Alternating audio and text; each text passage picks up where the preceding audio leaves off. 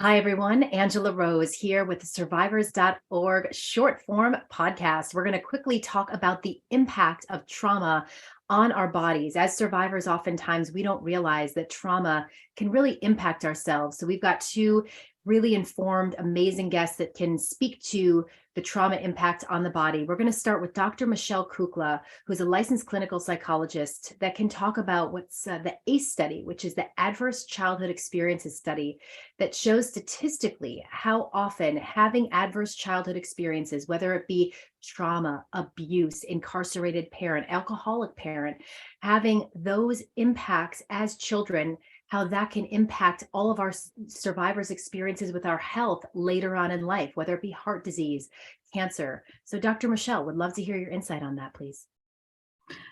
Yes, I thank for Angela for bringing this back up here. But with the adverse childhood experiences, a lot of people don't know about it. And I do oftentimes when I work with people with trauma, I always bring it up and we do spend some time running through. It's a 10 questionnaire. And the more times that people are answering yes, as Angela mentioned, having a parent having alcohol issues, a parent imprisoned, dealing with maybe sexual abuse or physical trauma, any of those issues are going to pop as a point, and the more points you get out of that 10 score, that's going to increase your chances that you go on to develop medical issues and health issues, and in particular autoimmune issues, cardiovascular risk factors there. And I'll let Beth speak a little bit more to it, but I know for myself, when I work with individuals and anytime I get on platforms where I can, I do want for people to understand that the times that you have trauma from birth to age 18 really do impact and create a sequela as you move throughout your lifespan. And it's really important to kind of stay on top of your health and make sure that, kind of backtracking to, we were talking before about the vagus nerve and trying to make sure that our vagal tone is healthy, decrease any kind of inflammation going on in the body so that we can minimize our chances that we're going to have these medical issues pop up into our 30s, 40s, and 50s, et cetera. So, Thank you. Beth, would love to hear from you. Well, where this comes in is that, we're all taught, if we take any kind of anatomy course, that we've got this chapter on the immune system, this chapter on the nervous system. Oh, here's a chapter on hormones. That's actually how medical school's taught in terms of these as different courses. And that's not the reality.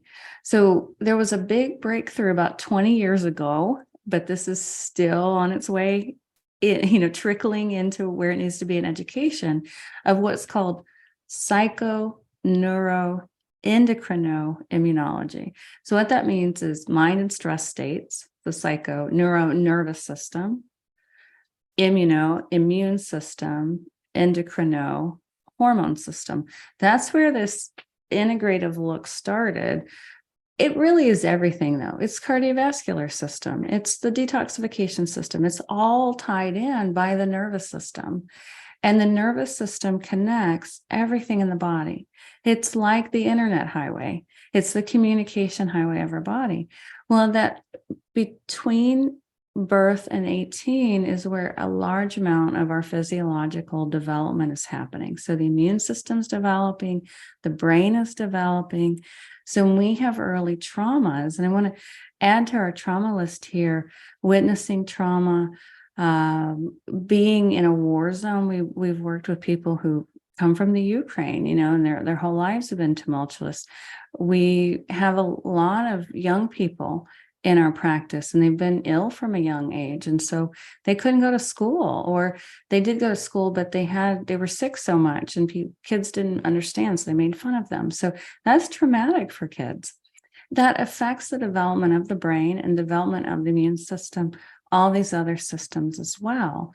And in our practice, the percentage of people who have early childhood traumas is about 60%.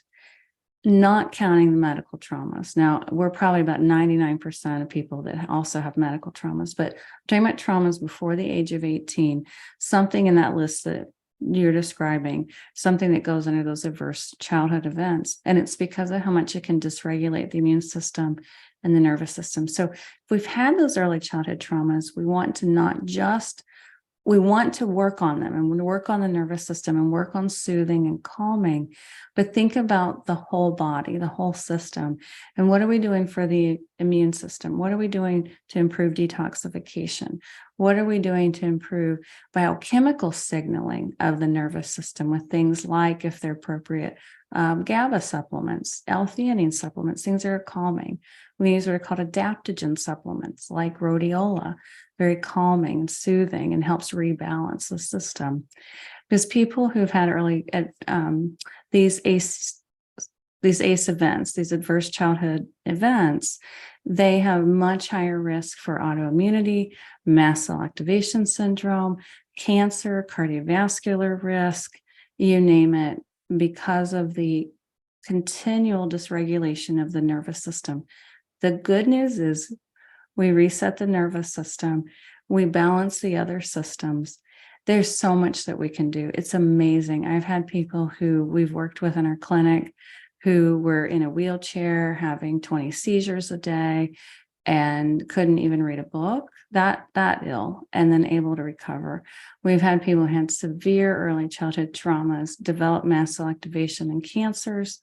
Then we were able to deal with all of the surrounding triggers, rebalance the nervous system, different systems, and they really got their health back and their resilience back in a whole new way and felt safe in the world because we were working on all of the angles. So that's what I'm hoping people can take away, is that let's look at ourselves as an entire being that's integrated and love all parts of ourselves.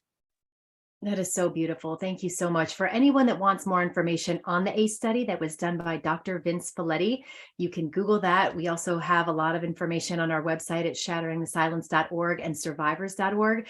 And I just want to, again, reiterate that hope is possible. I love what Dr. Michelle always says, hope, hold on, pain ends. So for anyone that's listening, any survivor that might be dealing with some health issues, that I think knowledge is power. And the more that we can understand our own healing journey, our own bodies, our own minds, that knowledge is power. So we are here for you. And we thank you so much for tuning in. Until next time.